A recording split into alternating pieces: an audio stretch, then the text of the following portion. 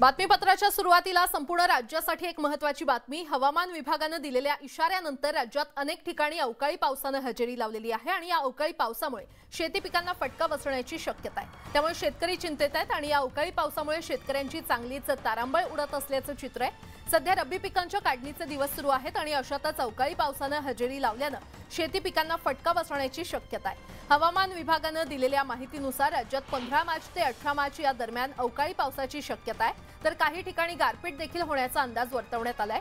नागपूर, चंद्रपूर आणि गडचिरोली जिल्ह्यात ऑरेंज अलर्टचा इशारा देण्यात आलेला आहे, तर मुंबईत देखील 2 दिवस ढगाळ वातावरण राहणार आहे।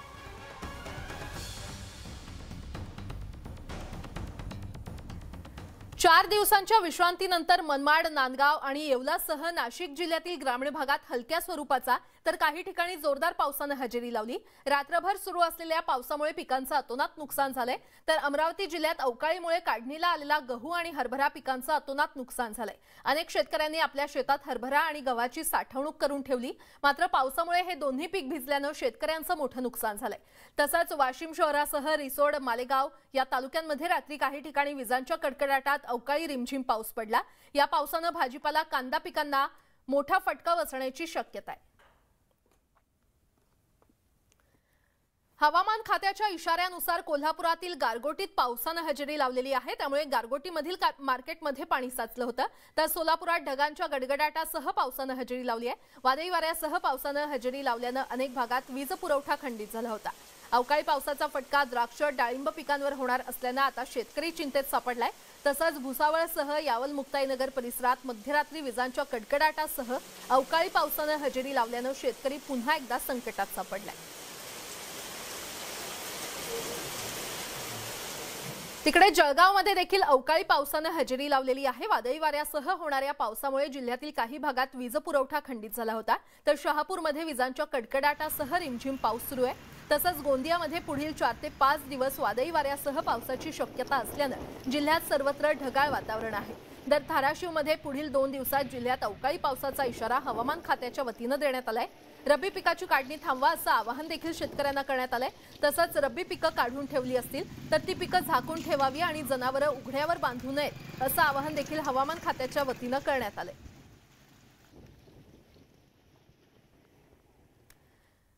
तिकडे भंडाऱ्यामध्ये हवामान खात्यानं पुढचे 3 दिवस जिल्ह्यात विजेच्या कडकडाटासह वादळी वाऱ्यासह पावसाच्या हजेरीची शक्यता वर्तवलेली आहे आणि त्यामुळे पुन्हा एकदा शेतकऱ्यांमध्ये धडकी भरली आहे। तर धुळ्यामध्ये पावसामुळे शिरपूर, साक्री, सिंदखेडा या 4ही तालुक्यातील पिकांचं मोठं नुकसान झालंय, त्यामुळे गहू, कांदा, मका पिकांना या अवकाळी पावसाचा मोठा फटका बसलाय। तर नंदुरबार जिल्ह्यात सलग 3ऱ्या दिवशी अवकाळी पावसानं हजेरी लावलेली आहे।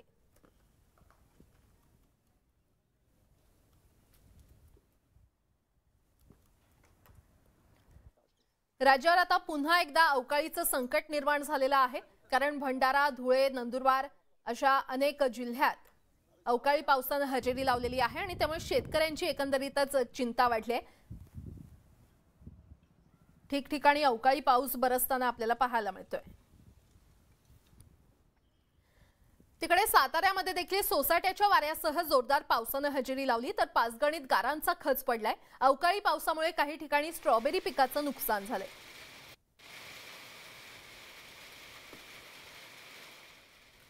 नागपूरच्या कळमना मार्केटमध्ये शेतकऱ्यांचा असलेला माल अवकाळी पावसानं ओला झालाय। मार्केट समितीनं शेतकऱ्यांचा उघड्यावरचा माल सुरक्षित न केल्यानं आता शेतकऱ्यांना याचा मोठा फटका बसतोय।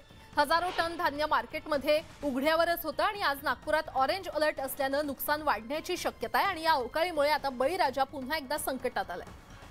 अधिक माहिती देत आहेत आमचे प्रतिनिधी उदय तिमांडे आपल्यासोबत जोडले गेलेले आहेत। उदय, नागपूरमध्ये देखील अवकाळी पावसानं हजेरी लावलेली आहे आणि त्यामुळे आता शेतकऱ्यांचं मोठं नुकसान होण्याची शक्यता आहे। माल उघड्यावरच पडला असल्याचं पाहायला मिळतंय, काय सध्या वातावरण आहे? खरं तर नागपूरमधली कळमना बाजारपेठ जी आहे ती आशिया खंडातली सगळ्यात मोठी कृषी उत्पन्नाची बाजारपेठ म्हणून ओळखली जाते। त्यामुळे इथे जे शेतकऱ्यांना सुविधा देणं अपेक्षित होतं ते अद्यापही देण्यात आलेलं नाही आणि त्याचा फटका आता या अवकाळी पावसाच्या निमित्तानं जो आहे तो शेतकऱ्यांना बसतोय, कारण इथे असलेले शेड जे आहेत ते अपुरे पडतात आणि शेतकऱ्यांचा मोठा माल जो आहे ते या बाजारामध्ये विक्रीसाठी उपलब्ध झालेला, काही मालाची विक्री झालेली आहे तर काहींची विक्री व्हायची। आता या अवकाळी पावसामुळे जे आहे ते या बाजारात ठेवलेला जो माल आहे तो मोठ्या प्रमाणात ओला होतो आणि शेतकऱ्यांच्या खरं तर हातात आलेलं हे पीक आहे, याच्यामध्ये प्रामुख्याने चना असेल, गहू असेल, सोयाबीन असेल, या सगळ्या पिकांचं जे आहे ते समावेश आहे. शेतकऱ्यांच्या हातात आलेलं हे पीक आता अवकाळी पावसामुळे जाणार का अशी स्थिती निर्माण झालेली आहे. एका बाजूने जे आहे ते शेतकरी जो आहे तो अवकाळी पावसानं जिथं नुकसानीत जातो तिथं दुसऱ्या बाजूने जे आहे ते या कृषी उत्पन्न बाजार समितीच्या दुर्लक्षामुळे सुद्धा मोठ्या प्रमाणात नुकसानीत जातं. त्यामुळे इथून पुढे विदर्भातील शेतकऱ्यांचे जे आहे ते मोठे हाल होण्याची शक्यता आहे. कारण काही दिवसा अगोदरच जो आहे तो हवामान विभागाने जो आहे तो येलो अलर्टचा अंदाज दिला होता. न्यूज 18 लोकमतनं देखील 4 दिवसाआधी जी आहे ती बातमी दाखवली होती. मात्र यापासून कुठलाही धडा न घेत शेतकऱ्यांचा माल जो आहे तो उघड्यावर ठेवण्यात आला आणि आता याचा फटका जो आहे तो मोठ्या प्रमाणात शेतकऱ्यांना बसेल. इथील अडतिया चे जे अध्यक्ष संघटनेचे ते आपल्यासोबत आहेत, त्यांच्याकडून जाणून घेऊया. मला सांगा, आता शेतकऱ्यांचा माल उघड्यावर आहे, अवकाळी पाऊस येतोय, काय इथं उपाययोजना करायला पाहिजे आणि न केल्यामुळे शेतकऱ्यांचं मोठं नुकसान होतं? आम्ही आडतिया म्हणून आम्ही आपल्या परीने करतो, पण बाजार समितीने आम्हाला डोम तयार करून द्यायला पाहिजे. ते आम्ही वारंवार मागणी घातलेली आहे आमच्याकडून, पण त्यांनी त्यामुळे शेतकऱ्याचं नुकसान होण्याची शक्यता आहे. मला सांगा, आता इथून पुढे पाऊस येण्याची शक्यता आहे, 3 दिवसापासून अलर्ट देत आहे. आता तरी बाजार समितीने या सगळ्या गोष्टींना गांभीर्याने घ्यायला पाहिजे का? घ्यायला पाहिजे ना. बाजार समिती पहिले ताडपत्र द्यायचे शेतकऱ्या माल झाकाला, त्या पण त्यांनी बंद केलेल्या आहे. त्यामुळे बाजार समितीने याच्यात लक्ष घालायला पाहिजे, द्यायला पाहिजे. नक्कीच शेतकऱ्यांच्या हितासाठी काम करणाऱ्या बाजार समित्या जर शेतकऱ्यांच्या पिकांकडे जर अशा पद्धतीने दुर्लक्ष करत असेल तर अस्मानी संकटानं झुलसत असलेला शेतकरी आता या सुलतानी संकटानं झुलसत जाईल आणि याचा परिणाम जो आहे तो एकंदरीत शेतकरी आणि शेतकऱ्यांच्या परिवारावर भविष्यात झाल्याचं आपल्याला पाहायला याचा मोठा फटका बसतोय. उदय, धन्यवाद या संपूर्ण आढाव्यासाठी. तिथे विधिमंडळ परिसरात राजन साळवी बोलतायत, थेट जाऊयात. मैं खुद रायगढ़ में एंटी करप्शन ऑफिस में गया था, सब जो इंक्वायरी हुई वो सब पता कर दिया है. लेकिन आज मेरे बीवी, मेरे बड़े भाई और मेरी भाभी वो तीनों को भी नोटिस दे दिया है. 20 तारीख को सुबह 11 बजे रायगढ़ ऑफिस में अटेंड करने के लिए नोटिस दे. ये गलत है, हम खिलाफ है उसके. सर, किस मामले में तो बताइए कि क्या मामला, क्या है, क्यों पूरा मामला विस्तार से बताइए. किस मामले में आपसे पूछताछ की, किस मामले में पूछताछ की? मुझे लगता है मैं एमएलए बन गया. एमएलए बनने से पहले ही मेरे पास खुद का डैडी का मकान था, मेरा खुद का होटल था और मैंने खुद नया मकान भी बनाया है. वो मेरे बिजनेस से वास्ते से हमने बनाया. तो फिर एमएलए बन गए इसलिए कुछ हम बहुत पैसा कमाए, ऐसा कोई बात नहीं. लेकिन वो सरकार मुझे तकलीफ दे रही है. इसके पहले से लेकर जितने भी विधायक हैं जो अभी भी उद्धव जी के साथ जुड़े हुए हैं, क्या आपको लगता है उन्हें टारगेट किया जा रहा है? नहीं, टारगेट कर ही रहे हैं. वैभव नाइक को पहले नोटिस दी, उसके बाद मुझे नोटिस दी, नितिन देशमुख को नोटिस दी. और हम एमएलए इसीलिए हमारी पूछताछ आप कर सकते हैं. लेकिन हमारे जो परिवार है, हमारे यहाँ जो ठेकेदार है, हमारे जो सरपंच है, उन्हों की वो नोटिस दे रहे हैं. जो रूटीन का जो काम होता है वो हम कर रहे हैं, लेकिन वो तकलीफ बहुत दे रहे हैं. हम बहुत नाराज है और दुखी है. बीमार माता जी हैं घर में जो काफी ओल्ड एज हैं, उनका क्या? वळूयात पुढच्या बातमीकडे. कोरोनाच्या संकटानंतर आता कुठे देशात सगळं सुरळीत सुरू झालं होतं, त्याच दरम्यान आता पुन्हा एकदा H3N2 व्हायरसनं चिंता वाढवली आहे. नव्या विषाणूचे रुग्ण आढळून येत असल्यानं मुख्यमंत्री एकनाथ शिंदे यांनी तातडीनं आज आरोग्य विभागाची बैठक बोलावली आहे. या बैठकीत राज्यात पुन्हा एकदा मास्क सक्तीचा निर्णय होण्याची शक्यता आहे. या बैठकीला आरोग्यमंत्री आणि सर्व अधिकारी उपस्थित राहणार आहेत. तर प्रशासनाकडून परिस्थितीवर तात्काळ बारकाईनं लक्ष ठेवलं जाते आणि या विषाणूचा प्रादुर्भाव पाहता सरकार अलर्ट मोडवर आलेलं आहे.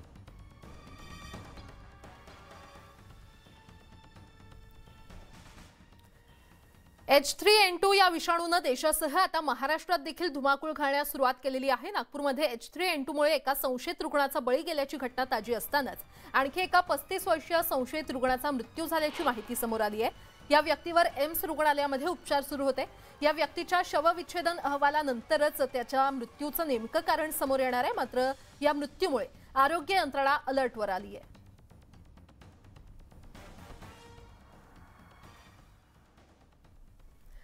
पुण्यातही आरे नदी सुधार प्रकल्पासाठी 6000पेक्षा जास्त झाडं तोडण्याचा महापालिकेचा वृक्ष प्राधिकरण समितीकडे प्रस्ताव पाठवण्यात आलेला आहे. सलीम अली सारख्या पक्षी अभयारण्यातील झाडांचाही समावेश करण्यात येणार आहे आणि पुणे महापालिकेचा हा महत्त्वाकांक्षी नदी सुधार प्रकल्प नदीकाठच्या 6000 झाडांच्या मुळांवर आलाय. अधिक माहिती देत आहेत आमचे प्रतिनिधी वैभव सोनावणे आपल्यासोबत जोडले गेलेले आहेत. वैभव, अत्यंत गंभीर हा सगळा प्रकार आहे. पुणे महापालिकेचा अत्यंत महत्वाकांक्षी प्रकल्प म्हणून मुळा मुठा नदीकाठ सुधार प्रकल्प जो आहे तो ओळखला जातो. प्रचंड राजकीय विरोध होऊन राजकारण होऊनही महापालिकेनं हा प्रकल्प जो आहे तो पुढे रेटला. मात्र आता या कामामध्ये अत्यंत धक्कादायक माहिती समोर येते. ते म्हणजे जवळपास 6,000 पेक्षा अधिक झाडं जी आहेत त्यांच्यावरती या कामामुळे कुऱ्हाड कोसळणार आहे.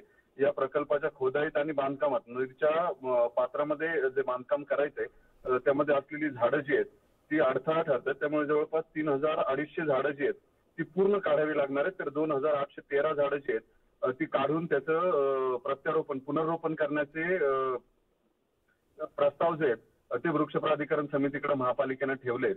हा प्रकार जो आहे तो अत्यंत गंभीर आहे.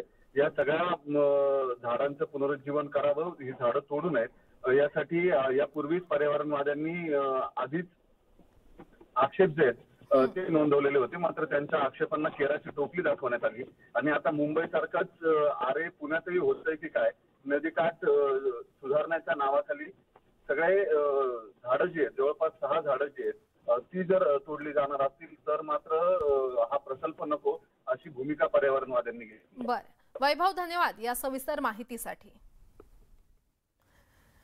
नाशिकहून निघालेला शेतकऱ्यांचा लॉंग मार्च मुंबईच्या वेशीवर पोहोचलाय. ठाणे जिल्ह्यात दाखल झालेल्या शेतकऱ्यांची काल मंत्री दादा भुसे आणि मंत्री अतुल सावे यांच्याशी चर्चा झाली. मात्र त्यात काही तोडगा न निघाल्यानं आज दुपारी किसान सभेच्या शिष्टमंडळाची मुख्यमंत्र्यांसोबत होणाऱ्या बैठकीकडे सगळ्यांचं लक्ष लागून राहिलंय. मंत्रिमंडळात ही बैठक पार पडणार आहे. या बैठकीला उपमुख्यमंत्री देवेंद्र फडणवीस, संबंधित मंत्री आणि अधिकारी देखील उपस्थित असतील. दरम्यान आमचे समाधान झालं तर मार्च थांबवू, अन्यथा मोर्चा सुरूच राहणार असल्याची भूमिका किसान सभेच्या नेत्यांनी घेतली.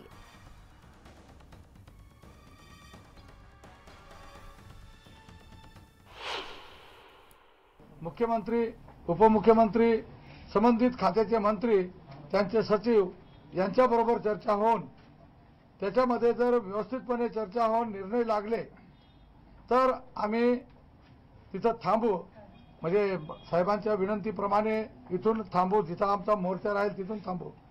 पण त्याच्यामध्ये काही डिस्प्यूट झालं, काही प्रश्न आमचे अनुत्तरित राहिले, आमचं समाधान झालं नाही. म्हणजे जिथं म्हणजे वस्तुस्थितीप्रमाणे जे व्हायला पाहिजे सरकारने केलं पाहिजे त्याप्रमाणे जर झालं नाही तर मग आमचा लॉंग मार्च हा चालूच राहणार आहे. आपण जर बघितलं असेल तर साधारणतः आपल्या त्यांच्या मागण्यांच्या पैकी जवळपास 40 ते 50% मागण्या ऑलरेडी शासनाने त्याला सकारात्मक घेतलेल्या आहेत. माझा असा दावा नाही की 100% त्यांच्या मागण्या मान्य होतील. कदाचित 10-20% मागण्या कायद्याच्या नियमाच्या चौकटीत कदाचित त्याला वेळ पण लागेल. काही निर्णय असे असू शकतात की ते ताबडतोब 8 दिवसामध्ये त्याची अंमलबजावणी होऊ शकते. काही निर्णय कदाचित निर्णय होईल त्याची अंमलबजावणी करायला 2-4 महिने पण लागू शकते. आणि म्हणून प्रत्येक मुद्द्यावाईज त्या ठिकाणी चर्चा संपन्न केली जाईल. महाराष्ट्र अनलिमिटेडमध्ये आता पुढची बातमी पाहूयात. मुंबई हायकोर्टामध्ये जुन्या पेन्शन योजनेचा मुद्दा आता जाऊन पोहोचलेला आहे. मागण्या रास्त असू शकतात, मात्र संप हा बेकायदेशीरच आहे असा दावा याचिकेतून करण्यात आलाय. सध्या राज्यभरामध्ये सुरू असलेल्या या संपासंदर्भात मुंबई उच्च न्यायालयामध्ये याचिका दाखल करण्यात आली. वकील गुणरत्न सदावर्ते तातडीच्या सुनावणीसाठी विनंती करणार आहेत. त्यासोबत विद्यार्थी आणि रुग्णांचे अतोनात हाल होत असल्याचा यामध्ये दाखला देण्यात आलाय. प्रशांत बाग आमचे प्रतिनिधी आपल्या सोबत आहेत. प्रशांत, राज्यभरामध्ये सुरू असलेल्या या संपाचा मुद्दा आता मुंबई हायकोर्टामध्ये जाऊन पोहोचलेला आहे, काय सविस्तर? आपल्याला माहिती आहे की संप आणि गुणरत्न सदावर्ते या दोघही नावांचं समीकरण हे एसटी कर्मचाऱ्यांच्या संपापासून आपल्याला सगळ्यांना माहिती आहे. जुनी पेन्शन योजनेवर महाराष्ट्रामध्ये काहूर झालं आणि त्यामुळे खरोखर वेगवेगळ्या प्रकारचे हाल विद्यार्थ्यांचे सुद्धा होत आहे, रुग्णांचे होत आहे. म्हणजे त्यांना वेठीस धरण्यासाठी का म्हणजे संप हा एकमेव मार्ग आहे का? तुमच्या मागण्या रास्त जरी असेल तरी संप करूनच तुम्ही काय उपयोग होणार त्याच्यातनं? अशा प्रकारच्या अनेक वेगळ्या मुद्द्यांवरचा दावा आणि ही याचिका गुणरत्न सदावर्ते यांनी हायकोर्टामध्ये करून तातडीच्या सुनावणीची मागणी मान्य केलेली आहे. आता 11 वाजता त्यावर निर्णय होणं अपेक्षित आहे. खरं तर ही तातडीची सुनावणी सुद्धा घेतली जाऊ शकते. अशाही प्रकारची अटकळ बांधायला हरकत नाही, कारण जुनी पेन्शन योजनेवरनं सुरू असलेला गदारोळ आंदोलन हे महाराष्ट्रात प्रकारे त्याचं लोन पोहोचलंय, आणखीन विद्यार्थी असो किंवा रुग्ण यांचे हाल कसे होत आहे हे सुद्धा आता समोर यायला सुरुवात झालेली आहे. श्वेता. जी प्रशांत, धन्यवाद दिलेल्या सगळ्या माहितीसाठी.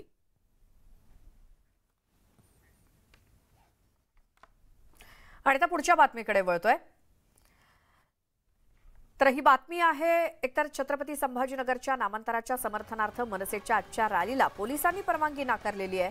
मात्र पोलिसांनी परवानगी जरी नाकारलेली असली तरी रॅली ही होणारच असा निर्धार मनसेचे नेते सुमित खांबेकर यांनी केलाय.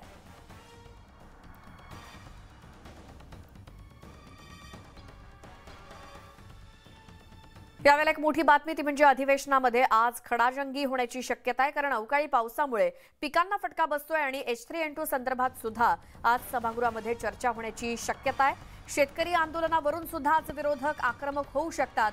राज्याच्या अर्थसंकल्पीय अधिवेशनामध्ये आजचा दिवस विविध मुद्द्यांनी गाजण्याची शक्यता आहे. राज्यातल्या अनेक भागात अवकाळी पावसानं हजेरी लावली आहे. काही ठिकाणी गारपीट सुद्धा झाली, त्यामुळे नुकसान भरपाईच्या मुद्द्यावरून विरोधक आज देखील आक्रमक होण्याची शक्यता आहे. त्याचसोबत कर्मचाऱ्यांचा संप आणि नागरिकांचे हाल आणि शेतकरी मोर्चा यावरून देखील विरोधक सरकारची कोंडी करण्याची शक्यता आहे. तर दुसरीकडे H3N2च्या वाढत्या संसर्गाच्या पार्श्वभूमीवर देखील सभागृहामध्ये आज चर्चा होऊ शकते. तर आज राज्यातले काही महत्त्वाचे मुद्दे सभागृहामध्ये मांडले जातील विरोधकांकडून.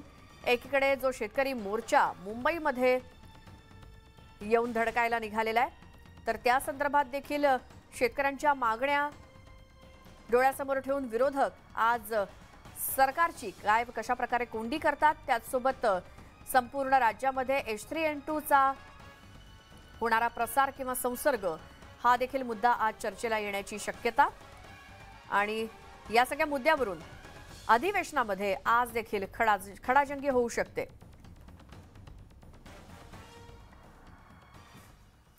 आता शहापुरातनं एक मोठी बातमी ती म्हणजे तिथे शेतकऱ्यांचा मोर्चा तिथपर्यंत येऊन पोहोचलेला आहे आणि आता सरकारचं शिष्टमंडळ हे पोहोचणार आहे त्या शेतकऱ्यांची भेट घेण्यासाठी. ही बातमी तर सविस्तरपणे आपण पाहूयातच, मात्र आणखी एक महत्त्वाची बातमी समोर येते ती म्हणजे छत्रपती संभाजीनगरच्या नामांतराच्या समर्थनार्थ मनसेच्या आजच्या रॅलीला पोलिसांनी परवानगी नाकारली आहे. मात्र पोलिसांनी परवानगी जरी नाकारली तरी रॅली ही होणारच असा निर्धार मनसेचे नेते सुमित खांबेकर यांनी केलाय.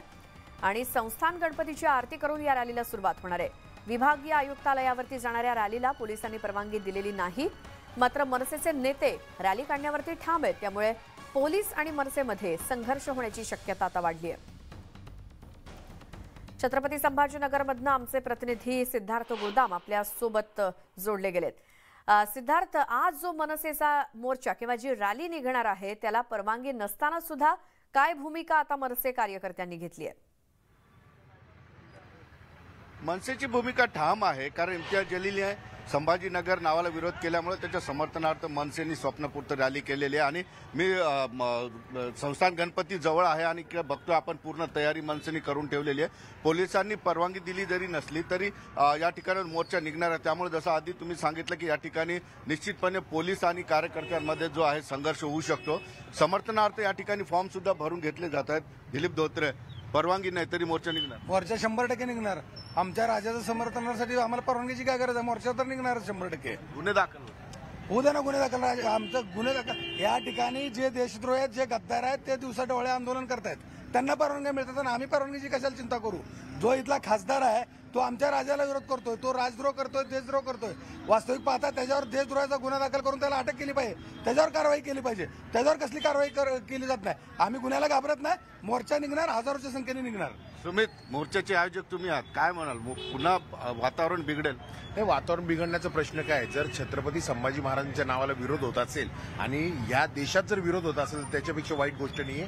हा विरोध होताच कसं काय? मोर्चा निघणार आणि समर्थनासाठी हजारो फॉर्म्स आज विभागीय आयुक्तांकडे सबमिट होणार. पोलीस सुद्धा तयार आहे मोर्चाला अडवायला. संघर्ष होऊ शकतो पोलिसांना. हे बघा, आम्ही पोलिसांकडे रीतसर परवानगी मागितली आहे आणि एक गोष्ट लक्षात घेतली पाहिजे, 27 मार्च पर्यंत सरकारने सांगितलेलं आहे की तुम्ही अर्ज समर्थन आणि विरोधामध्ये देऊ शकतात. आम्ही समर्थनासाठी अर्ज आज घेऊन चाललोय, त्याच्यामुळे विरोधाचा प्रश्नच नाही. पोलिसांचा तुमचा संघर्ष होण्याची शक्यता आहे की तुम्ही भूमिका मांडणार? मला असं वाटतं सरकारने सांगितले 27 मार्च ही तारीख दिली. संघर्ष जर झाला तरी आम्ही मोर्चा घेऊन जाणार. निश्चितपणे बघितलं आपण या ठिकाणी ठाम आहेत कार्यकर्ते आणि नेते सुद्धा, त्यामुळं काही वेळातच आता या ठिकाणी जे काही समर्थनार्थ फॉर्म आहेत ते फॉर्म घेऊन विभागीय आयुक्त कार्यालयावर जातील. मात्र एक महत्वाची गोष्ट सांगतो, या रॅलीचा जो रूट आहे तो मुस्लिम बहुल भागामध्ये आहे, त्यामुळं पोलीस यांना निश्चितपणे परवानगी देणार नाही आणि इथून जाऊ सुद्धा देणार नाही. मात्र दोघांमध्ये संघर्ष अटळ आहे. बरोबर सिद्धार्थ, धन्यवाद या सगळ्या माहितीसाठी. आणि बघूयात हा मोर्चा मनसेचा जर निघाला तर मग कशा पद्धतीने तो पुढे जातोय, पोलीस त्यामध्ये काय हस्तक्षेप करतायत. आता यानंतर अधिवेशनासंदर्भातल्या बातमीकडे वळतोय, कारण आज अधिवेशनामध्ये खडाजंगी होण्याची शक्यता आहे. एकतर 2 ते 3 मुद्दे आहेत जे विरोधकांकडून आज उपस्थित केले जाऊ शकतात. एकतर अवकाळी पावसामुळे पिकांना जो फटका बसलाय, शेतकरी अडचणीत आहे, त्याचसोबत H3N2 संदर्भात आज सभागृहामध्ये चर्चा होण्याची शक्यता आहे. आणि तिसरा मुद्दा म्हणजे शेतकरी आंदोलनावरनं देखील विरोधक आक्रमक झालेत आणि त्यामुळे या सगळ्याचे पडसाद राज्याच्या अर्थसंकल्पीय अधिवेशनामध्ये आज उमटू शकतात.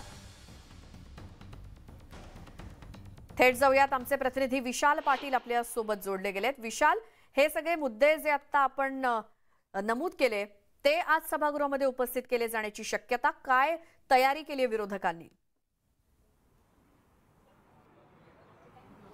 नक्कीच श्वेता, खरं तर आज हे प्रमुख 3 मुद्द्यांवरतीच विरोधक जे आहेत हे सत्ताधाऱ्यांना अडचणीत आणण्याची किंवा त्यांना कोंडीत पकडण्याची दाट शक्यता आहे. कारण का ज्या पद्धतीनं शेतकऱ्यांचा प्रश्न आहे, या प्रश्नांवरती विरोधक पहिल्या दिवसापासूनच आक्रमक झालेले आपल्याला पाहायला मिळत आहेत. काल सुद्धा विरोधकांकडनं विधानभवनाच्या पायऱ्यांवरती आंदोलन जे आहे हे करण्यात आलं होतं. अवकाळी पावसामुळे शेतकऱ्यांचं मोठं नुकसान झालंय. अनेक ठिकाणी पंचनामे जे आहेत हे झालेले नाही आहेत. अनेक शेतकऱ्यांच्या त्याबाबतीत तक्रारी ज्या आहेत ह्या समोर येताना आपल्याला पाहायला मिळत आहेत. आणि याच मुद्द्याला धरून विरोधक जे आहेत हे सरकार विरोधात आज घोषणाबाजी आणि सरकारला प्रश्न विचारून जे आहेत हे कोंडीत पकडण्याचा प्रश्न करू शकतात. दुसरा महत्त्वाचा जो राज्यातला प्रश्न आहे तो म्हणजे जुनी पेन्शन योजना. जुनी पेन्शन योजनेच्या बाबतीत अद्यापही जे शासकीय आणि निमशासकीय कर्मचारी आहेत यांचा संप जो आहे हा अद्याप सुरू आहे. आणि याच मुद्द्यावरून विरोधकांनी काल सुद्धा घोषणाबाजी केली होती. आज हा मुद्दा सभागृहात येण्याची दाट शक्यता वर्तवली जाते.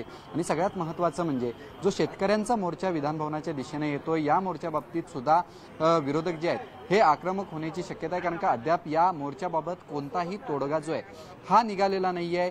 जरी 2 मंत्र्यांवरती याबाबतीत जबाबदारी दिली असली तरी शेतकरी जे आहेत जो मोर्चा काढतायत याबाबतीत त्यांच्या मागण्यांवरती ते ठाम असलेले आपल्याला पाहायला मिळत आहेत. त्यामुळे या शेतकरी मोर्चाचा सुद्धा आज चर्चा जी आहे ही विधानभवनात होऊ शकते आणि याबाबतीत विरोधक आक्रमक जे आहेत हे होऊ शकतात. ती सध्या एक आरोग्याच्या बाबतीत एक संकट आहे, ते म्हणजे H3N2 या बाबतीत सुद्धा सभागृहात चर्चा होण्याची शक्यता आहे. आरोग्यमंत्र्यांनी याआधीच आरोग्य अधिकारी आहेत त्यांच्यासोबत एक बैठक घेतली होती आणि सतर्क राहण्याचे निर्देश जे आहेत हे आरोग्यमंत्र्यांकडून देण्यात आले होते. पुणे, मुंबई, ठाणे या शहरांच्या बाबतीत H3N2 या बाबतीत सतर्क राहण्याचे आदेश जे आहेत आणि निर्देश आरोग्यमंत्री तानाजी सावंत यांच्याकडून देण्यात आले होते. मात्र या बाबतीत आता काय उपाययोजना केल्या पाहिजेत किंवा प्रशासनाकडून कशा पद्धतीनं सज्ज राहिलं पाहिजेत याच्या बाबतीत सुद्धा चर्चा जी आहे ही आज सभागृहात होऊ शकते. त्यामुळे एकंदरीत जर आज पाहायला गेलं तर विरोधक ह्या सगळ्या मुद्द्यांना धरून आक्रमक होण्याची दाट शक्यता आहे. श्वेता, विशाल, धन्यवाद या सगळ्या माहितीसाठी. सभागृहाचं कामकाज सुरू होत असताना किंवा नेमकं आज काय होतं सभागृहात हे देखील आपण जाणून घेऊच. आता ठाकरे गटाचे आमदार राजन साळवी यांच्यासह त्यांच्या कुटुंबाला एसीबीनं नोटीस बजावली आहे. यावरून त्यांनी सरकारवरती निशाणा साधलाय. आपल्याला नोटीस पाठवणं मान्य करतो, पण कुटुंबाला नोटीस बजावणं चूक असल्याचं ते म्हणाले. द्यायला पाहिजे मी मान्य करतो, पण माझ्या कुटुंबाला असल्याचं नोटीस देणं चुकीचं आहे. सरकारने ही जी भूमिका घेतली 100% चुकीची आहे आणि अशा तऱ्हेचं करण्याची भूमिका स्वीकारल्यामुळे आमचे संपूर्ण शिवसेना असेल, कोकणातले आमचे शिवसैनिक असतील, मतदार असतील, त्यांनी नाराजी व्यक्त केलेली आहे.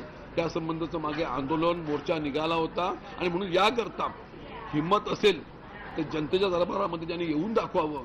त्या जनतेच्या दरबारामध्ये महाराष्ट्र तर आहेच, तो कोकणामधली ज्या ज्या ठिकाणी महाविकास आघाडीचे उमेदवार असतील त्या त्या ठिकाणी 100% जनता त्यांना जागा दाखवेल आम्हाला विश्वास आहे. आता H3N2 व्हायरसनं महाराष्ट्रात सुद्धा मृत्यू तांडव सुरू केलाय. कारण अहमदनगर आणि नागपुरामध्ये दोघांचा या H3N2 विषाणूमुळे मृत्यू झाल्याचा अंदाज आहे. आणि असं असलं तरी तानाजी सावंतांनी केलेल्या एका विधानानं आरोग्यमंत्री H3N2 इन्फ्लुएन्झाबाबत खरंच गंभीर आहेत का असा प्रश्न उपस्थित होतोय. महाराष्ट्रात H3N2 मृत्यू तांडव सुरू.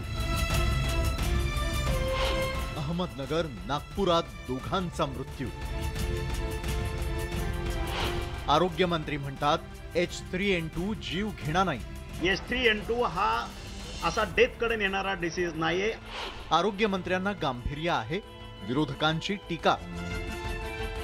महाराष्ट्रातही आता H3N2 न धुमाकूळ घालायला सुरुवात केली आहे. कारण अहमदनगर आणि नागपुरात अशा 2 शहरात H3N2 विषाणू बाधित 2 रुग्णांचा मृत्यू झालाय. पण एकीकडे राज्यात 2 H3N2 विषाणू बाधित रुग्णांचा मृत्यू होत असताना आरोग्यमंत्री मात्र H3N2 मृत्यू होत नसल्याचं सांगतायत. सकाळी H3N2 इन्फ्लुएन्झा धोकादायक नसल्याचं सांगायचं आणि संध्याकाळी सभागृहात दोघांचा मृत्यू झाल्याची माहिती द्यायची, अशा 2 टोकाच्या विधानांमुळे आरोग्यमंत्री तानाजी सावंत पुन्हा एकदा चर्चेत आले आहेत. H3N2 हा असा डेथकडे नेणारा डिसीज नाहीये असं एक प्राथमिक अहवालात म्हटलेलं आहे. त्याच्यावरती तात्काळ उपचार घेतले, औषध उपचार घेतला डॉक्टरांच्या सल्ल्यानं, तो लगेच 2-3 दिवसामध्ये तो रिकव्हर होतो. H3N2 या आजाराने मृत्यू झालेल्या रुग्णाची माहिती पुढील प्रमाणे आहे. 13/3/2023 रोजी अहमदनगर येथील साईदीप या खाजगी रुग्णालयात श्री चंद्रकांत सपकाळ वय 23 वर्ष या रुग्णाचा मृत्यू झाल्याची नोंद आहे. दुसरं रुग्ण श्री AK माझी वय 72 वर्ष 9/3/2023 रोजी क्रिम्स रुग्णालय नागपूर येथे मृत्यू झाल्याचा अहवाल प्राप्त झालाय. आरोग्यमंत्री तानाजी सावंत यांच्या या 2 टोकाच्या विधानांमुळे ते पुन्हा एकदा विरोधकांच्या निशाण्यावर आले आहेत. राष्ट्रवादीचे आमदार रोहित पवारांनी आरोग्यमंत्र्यांना आरोग्य खात्याचं काही कळतं का असा टोला लगावलाय. आरोग्यमंत्र्यांना आरोग्याबद्दल किती कळतं हे आज तरी आपल्याला सांगता येणार नाही. कर्नाटकामध्ये हा जो नवीन व्हायरस आलेला आहे, कर्नाटक आणि इतर राज्यामध्ये या बाबतीतल्या प्रशासकीय अधिकारी आणि एक्सपर्टला घेऊन अनेक बैठका झाल्या. पण आपल्या राज्यात अशा पद्धतीची बैठक झाली आहे का? कदाचित झालेली नाही. मग तुम्ही या व्हायरसला सिरियसली घेत नाही का? डॉक्टर तानाजी सावंत त्यांच्या चुकीच्या आणि वादग्रस्त विधानांनी प्रसिद्ध आहेत. पण आता ते राज्याचे आरोग्यमंत्री आहेत हे त्यांनी लक्षात ठेवायला हवं. एकीकडे केंद्रीय आरोग्य मंत्रालय आणि नीती आयोग लोकांना सतर्क करत असताना राज्याच्या आरोग्य मंत्र्यांनी H3N2 धोकादायक नसल्याचं सांगणं म्हणजे केंद्र सरकारची चिंता निरर्थक ठरवण्याचा प्रकार आहे. त्यामुळे आता केंद्रीय आरोग्य मंत्रालयाच्या सूचनांचं पालन करायचं की राज्याच्या आरोग्य मंत्र्यांच्या विधानावर विश्वास ठेवून निर्धास्त व्हायचं, हे एकदा सरकारनंच स्पष्ट करण्याची गरज आहे. पण एक नक्की, H3N2 इन्फ्लुएन्झा आजाराला खूप घाबरण्याचं कारण नसलं तरी लोकांनी काळजी घ्यायलाच हवी. Bureau report, news 18 Lokmat. तर कोरोनाच्या संकटानंतर आत्ता कुठे देशात सगळं सुरळीत सुरू झालं होतं, मात्र त्या दरम्यान आता पुन्हा एकदा H3N2 व्हायरसनं चिंता वाढवलेली आहे. नव्या विषाणूचे रुग्ण आढळून येत असल्यामुळे मुख्यमंत्री एकनाथ शिंदे यांनी तातडीनं आज आरोग्य विभागाची बैठक बोलावली आहे आणि या बैठकीमध्ये राज्यात पुन्हा एकदा मास्क सक्तीचा निर्णय होण्याची शक्यता आहे. या बैठकीला आरोग्यमंत्री आणि सर्व अधिकारी उपस्थित असतील. प्रशासनाकडून परिस्थितीवरती तात्काळ बारकाईनं लक्ष ठेवलं जाते आणि या विषाणूचा प्रादुर्भाव पाहता सरकार अलर्ट मोडवरती आलंय.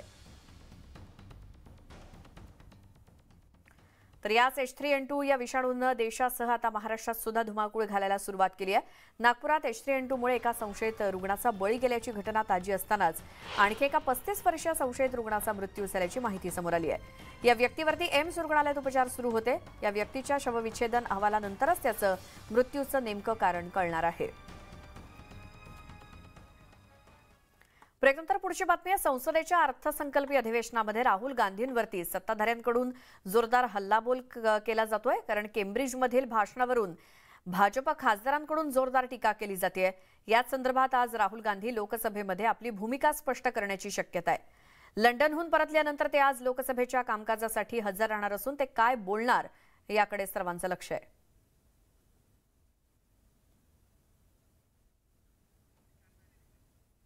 आणि आता बातमी आहे, काही महिन्यांपूर्वीच महाराष्ट्र कर्नाटक सीमावाद चिघळलेला होता आणि त्यानंतर महाराष्ट्र सरकारनं कर्नाटक सीमा भागातील मराठी बांधवांसाठी महात्मा फुले जनारोग्य योजना जाहीर केली होती. तर त्याला प्रत्युत्तर म्हणून आता कर्नाटक सरकारनं सीमा भागांमधील कानडी नागरिकांसाठी देवदर्शन अनुदान योजना सुरू केली आहे.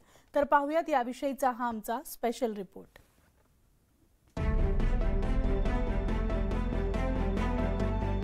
कर्नाटक सीमा वादाच्या पार्श्वभूमीवर महाराष्ट्र सरकारनं सीमा भागातील नागरिकांसाठी काही योजनांची घोषणा केली होती. आता त्याच्या प्रत्यक्षात अंमलबजावणीला सुरुवात झाली आहे. राज्य सरकारनं कर्नाटक सीमा भागातील 865 गावांचा महात्मा फुले जन आरोग्य योजनेत समावेश करण्याचा निर्णय घेतला होता. महाराष्ट्र सरकारच्या या योजनेमुळे सीमावर्ती भागातील जनतेला दिलासा मिळणार आहे. महाराष्ट्र शासनाचा निर्णय होता, त्यामध्ये 865 गावं जी महाराष्ट्रानं मागणी केलेली आहे त्यांचा समावेश केलेला आहे. हे ऐकून मराठी माणसाला आपल्या पाठीशी कोणतरी आहे अशी मराठी माणसाची भावना झालेली आहे. आणि असाच सरकारनं सीमा बांधवांच्या पाठीशी राहून सीमा बांधवांना जर मदत करत राहिलं तर आम्हाला पोरकेपणाची आम्ही पोरके आहोत असं आमची भावना नष्ट होईल. महाराष्ट्र सरकारनं बेळगाव सीमा भागातील नागरिकांना आरोग्य विमा कवच देण्याची घोषणा केल्यानं कानडी मुख्यमंत्री बसवराज बोम्मई चांगलेच ईर्षेला पेटलेत. पंढरपूरची वारी आणि तुळजापूरची यात्रा करणाऱ्या कन्नड नागरिकांना अनुदान देण्याची घोषणा बोम्मईंनी केली आहे. ನಾವು ಕೂಡ ಮಹಾರಾಷ್ಟ್ರದಲ್ಲಿರುವಂಥ ಕರ್ನಾಟಕ ಜನ ಹೋಗುವಂಥ ಪಂಢರಪುರ ತುಳಜಾಪುರ ಎಲ್ಲ ಕಡೆ ನಾವು ಕೂಡ ಹಣ ಬಿಡುಗಡೆ ಮಾಡಿದ್ದೀವಿ. ಅವ್ರು ಏನು ಬಿಡುಗಡೆ ಮಾಡಿದ್ದಾರೆ ನಾನು ನೋಡ್ತೀನಿ, ಅದನ್ನು ಯಾವ ರೀತಿ ತಡೆಗಟ್ಟಬೇಕು ಅದನ್ನೆಲ್ಲ ಕ್ರಮ ತೆಗೆದುಕೊಳ್ತೀವಿ. काही महिन्यांपूर्वी महाराष्ट्र कर्नाटक वादाला पुन्हा एकदा तोंड फुटलं होतं. कर्नाटकच्या मुख्यमंत्र्यांनी जत तालुक्याच्या सीमावर्ती भागातील गावांना कर्नाटकात घेण्याची तयारी दर्शवली होती. तसंच सोलापूर जिल्ह्यातील कन्नड भाषिक बहुल भागांवरही दावा ठोकला होता. त्यामुळे सीमा भागात तणाव निर्माण झाला होता. कर्नाटकात महाराष्ट्रातील वाहनांवर हल्ले करण्यात आले होते. कन्नड रक्षण वेदिकेच्या कार्यकर्त्यांनी आक्रमक भूमिका घेतल्यामुळे दोन्ही राज्यातील वाद चिघळला होता. पुढे तो वाद शमला असला तरी महाराष्ट्र सरकारच्या आरोग्य योजनेला अनुदानाच्या माध्यमातून प्रत्युत्तर देण्याचा प्रयत्न कर्नाटक सरकारकडून केला जातोय. ज्ञानेश्वर साळोखे, न्यूज 18 लोकमत, कोल्हापूर. आणि आता एक ब्रेकिंग बातमी येते, ती म्हणजे घाटी रुग्णालयामधील ओपीडी सुरू असून परिचारिका संपामुळे ती बंद होती. ओपीडी संपामुळे रुग्णांचे अतोनात हाल झाले. प्रशासनाकडून ओपीडी अखेर सुरू करण्याचा निर्णय घेण्यात आलेला आहे. आत्ताची आपण ही महत्त्वाची ब्रेकिंग बातमी पाहतोय, ती म्हणजे घाटी रुग्णालयामधील ओपीडी अखेर सुरू झालेली आहे. रुग्णांचे हाल होऊ नये यासाठी रुग्णालय प्रशासनाकडून ओपीडी सुरू करण्याचा निर्णय घेण्यात आलेला आहे. तर परिचारिका संप सुरू होता आणि त्यामुळे ओपीडी बंद ठेवण्यात आलेली होती. मात्र प्रशासनानं रुग्णांचे हाल होऊ नये म्हणून ओपीडी सुरू करण्याचा निर्णय घेतलेला आहे. आमचे प्रतिनिधी अविनाश कांडजे आपल्यासोबत आहेत. अविनाश, काय सविस्तर माहिती मिळते? प्रशासनानं अखेर ओपीडी सुरू करण्याचा निर्णय मात्र घेतलेला आहे. नक्कीच संपूर्ण मराठवाड्याची जनजीवनी जर म्हटलं तर घाटी रुग्णालयाकडे बघितलं जातं आणि त्याच घाटी रुग्णालयाची ओपीडी मागील 2 दिवसापासून ही बंद होती. मात्र ओपीडी बंद असल्यामुळे कुठेतरी रुग्णांना त्रास सहन करावा लागत होता किंवा रुग्णांची गैरसोय होत होती. त्यामुळे प्रशासनाने वेगवेगळ्या कॉलेजेस असतील, गव्हर्नमेंट कॉलेज असतील किंवा अजून प्रायव्हेट कॉलेजेस असतील, यांच्या ठिकाणी जे नर्सचं शिक्षण घेतात त्या परिचारिकांना घाटीमध्ये येण्याचं आवाहन केलं होतं. त्यानुसार काही परिचारिकांनी घाटी सुद्धा जॉईन केली. त्यानंतर प्रशासनाने डीनने स्वतः ओपीडी चालू करण्याचा निर्णय घेतला. जरी हा निर्णय रुग्णांसाठी घेतला असला तरी रुग्णांचे हाल कमी होताना मात्र या ठिकाणी आपल्याला दिसून येत नाही. कारण परिचारिका कमी असल्यामुळे आणि ज्या दुसऱ्या परिचारिका बाहेरून मागवल्यात त्यांचा अनुभव कमी असल्यामुळे रुग्णांना स्वतः स्ट्रेचर ओढावे लागत आहेत. तर काही रुग्णांचे अक्षरशः पाय मुडलेला असताना सुद्धा नातेवाईकांना त्या रुग्णाला त्या डॉक्टरपर्यंत घेऊन जावं लागतंय. त्यामुळे कुठेतरी जरी ओपीडी सुरू झाली असली तरी रुग्णांची गैरसोय होताना पुन्हा एकदा दिसून येते. धन्यवाद अविनाश या सविस्तर माहितीसाठी.